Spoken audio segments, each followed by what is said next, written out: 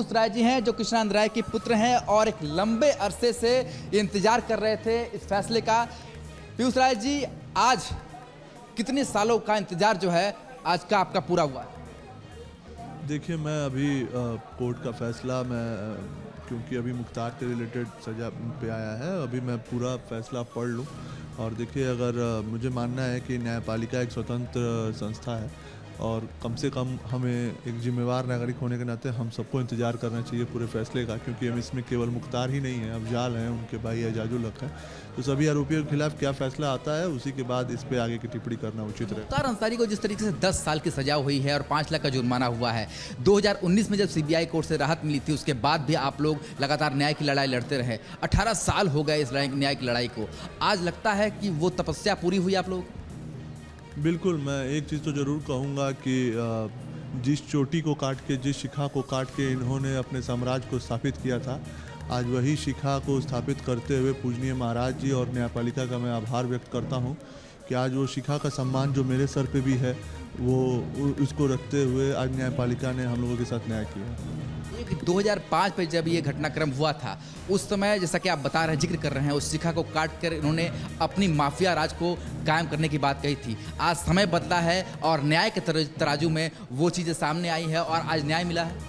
बिल्कुल, मैं इसीलिए मैंने कहा ना कि मैं पूजनीय महाराज जी को इसके लिए बहुत आभार व्यक्त करूंगा कि उन्होंने इस शिखा के मान रख लिया, और मैं न्यायपालिका को भी धन्यवाद ज्ञापित करूंगा। लेकिन मैं फिर उसके बाद भी आपसे भी और सभी न्यूज़ चैनलों से ये कहूँगा कि अभी फैसला पूर्णतः आ जाना चाहिए और उसके बाद ही इस पर कोई हम लोग बात करें तो ज़्यादा उचित रहेगा। जैसे मुख्तार अंसारी का माफिया साम्राज्य था, गाजीपुर से लेकर के पूरे देश में फैलाने की कोशिश की उसने, और एक तरीके से ये जाहिर करने की कोशिश की कि आपराधिक का